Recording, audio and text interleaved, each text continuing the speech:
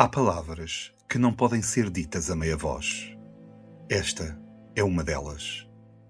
Tu e eu fomos feitos para a vida eterna. E se tu e eu não pusermos isso no centro, a nossa vida fica pequena, acelerada, dispersa e facilmente vencida pelo imediato. Meu Senhor e meu Deus, creio firmemente que estás aqui, que me vês, que me ouves. Adoro-te com profunda reverência. Peço-te perdão dos meus pecados e graça para fazer com fruto este tempo de oração. Minha Mãe Imaculada, São José, meu Pai e Senhor, anjo da minha guarda, intercedei por mim. Há palavras que nos desinstalam e há palavras que nos revelam quem verdadeiramente somos. Hoje, a Palavra de Deus põe-nos diante de uma escolha sem enfeites. Ou vivemos como quem foi destinado à vida eterna, ou continuamos presos a uma vida pequena, fechada nos sustos, nas pressas, nas preocupações que ocupam tudo e deixam Deus à porta. A vida vai se enchendo de urgências, mas o coração vai se esvaziando de destino. Em Antioquia da Pisídia, Paulo e Barnabé dizem uma palavra que nos desperta. Era primeiro a vós que devia ser anunciada a palavra de Deus, mas como a rejeitais e vos não considerais dignos da vida eterna, voltamo-nos para os gentios. Isto não é só a história de outros, é o retrato de muitos dias nossos.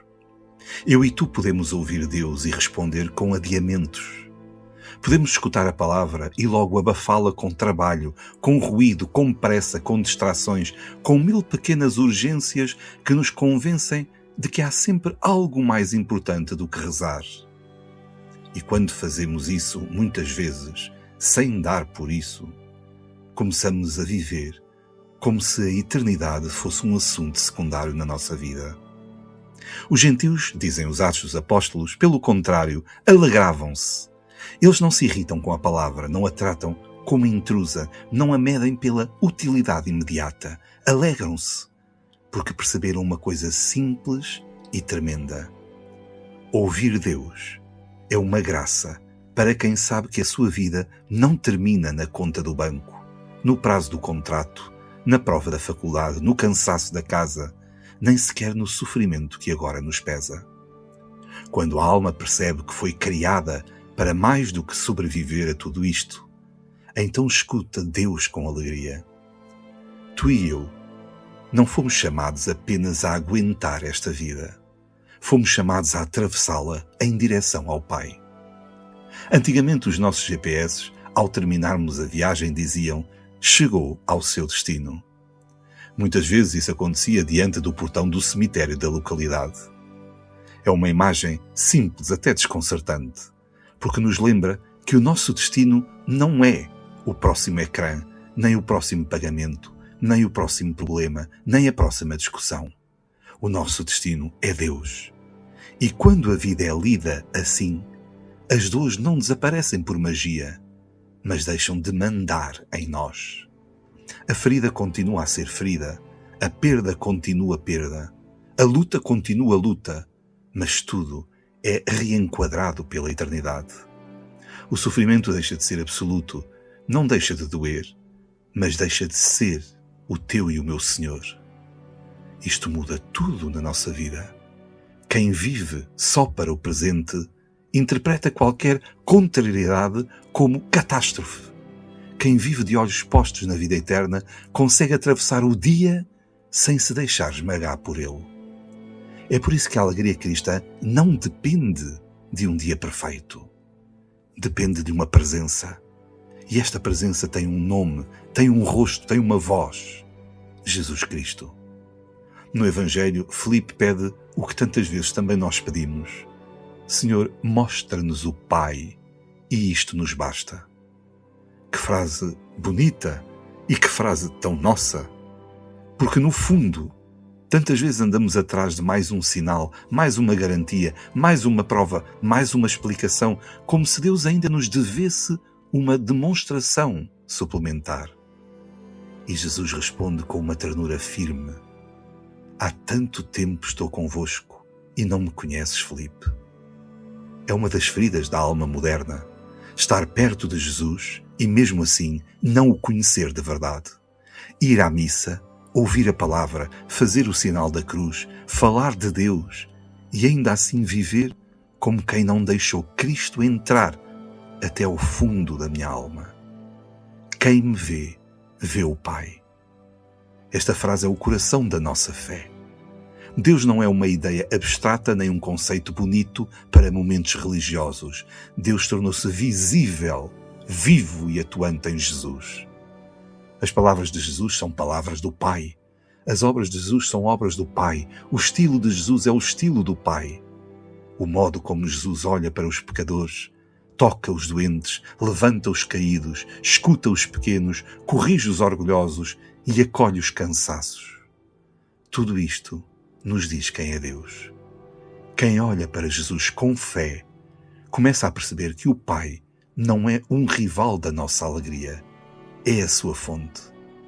Há pessoas que vivem como se a vida fosse só vencer problemas. Mas o cristão aprende outra coisa. A vida é mais do que resolver problemas, é tornar o nosso coração habitável pelo próprio Deus. Um pai ou uma mãe que passa o dia inteiro a servir, trabalhar, educar, limpar, corrigir, calar a irritação e recomeçar, pode pensar que Deus ficou para depois, mas não ficou. Quando tu ofereces o cansaço a Cristo, quando não deixas a dureza transformar-se em amargura, já estás a subir os degraus da vida eterna. O mesmo para quem trabalha em pressão, para quem estuda sob medo, para quem se sente sempre atrasado na vida. O Evangelho não diz que as cargas desaparecem. Diz que podem ser carregadas de um outro modo. Há sofrimentos que nos esmagam mais do que deviam, porque nós lhes damos um tamanho enorme e absoluto. Damos-lhe o trono da nossa vida.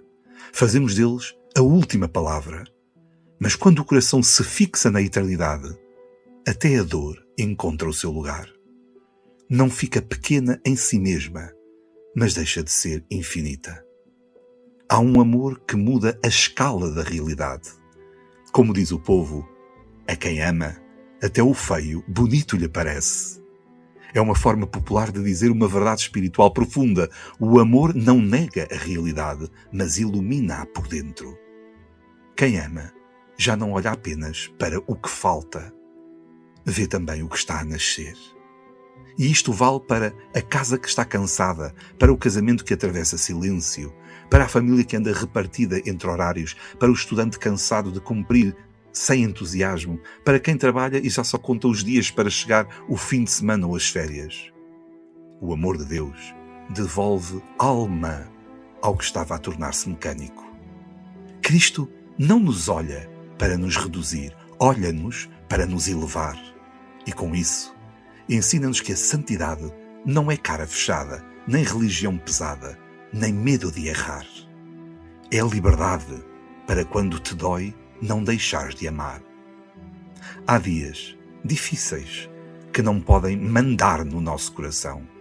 Há notícias, atrasos, decepções, discussões, cansaços e frustrações que não podem decretar o fim da nossa esperança.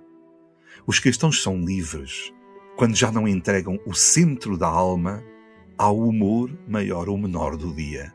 São livres quando podem sofrer sem se tornarem cínicos. São livres quando podem trabalhar sem se desumanizar. São livres quando podem estudar sem achar que o valor pessoal depende da nota. São livres quando podem amar a família sem a transformar num campo de batalha de exigências e caprichos. Como dizia Filipe, será que nos basta de facto ver o Pai, ver a Deus? Ser sincero comigo. Basta-te reconhecer que estamos na presença de Deus para a tua vida, agora nestes 10 minutos, mudar e ganhar novo fôlego? A pergunta é dura porque denuncia a nossa dispersão. Muitas vezes não basta o Senhor, porque estamos viciados em excesso. Excesso de notícias, excesso de ruído, excesso de controlo, excesso de comparação e de previsão. Mas Deus não entra por excesso, entra por verdade. E a verdade é esta: O coração humano só descansa quando percebe que não foi criado para se fechar em si mesmo, mas para repousar em Deus. Por isso Jesus não diz apenas trabalhai, aguentai ou acumulai méritos com trabalho e esforço. Ele diz: permanecei em mim, acreditai, pedi e vivei de mim. Nossa Senhora viveu isso de forma perfeita. Ela não precisou de facto de ver tudo explicado para dizer o seu sim.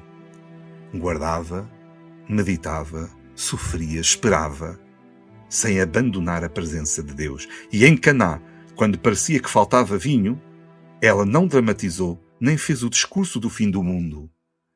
Apenas apontou para Jesus e disse a verdade mais prática do mundo cristão: fazei tudo o que Ele vos disser. Nossa Senhora ensina-nos precisamente a passar da ansiedade para a confiança, da agitação para a escuta, da frustração para a fecundidade. Ela mostra-nos que a presença de Deus basta, não porque elimina os problemas, mas porque põe ordem dentro deles. A vida eterna não é um prémio para depois da morte. É uma luz que já hoje pode entrar em nós. No fim de cada dia, a pergunta é direta e não nos deixa fugir. Eu e tu vivemos hoje como quem espera a vida eterna ou como quem se contenta com o instante? Porque se o céu é real, então tudo o resto tem de ser vivido em ordem ao céu. A casa, o trabalho, o estudo, os afetos, a dor, a alegria, o cansaço, a oração, tudo ganha outro peso quando o coração sabe para onde vai. Não fomos feitos para andar perdidos. Fomos feitos para o Pai. E a grande luta de cada dia é esta: tu e eu não esquecermos que temos no céu o nosso destino. Dou-te graças, meu Deus, pelos bons propósitos, afetos e inspirações que me comunicaste nesta meditação. Peço-te ajuda para os pôr em prática. Minha Mãe Imaculada, São José, meu Pai e Senhor, anjo da minha guarda, intercedei por mim.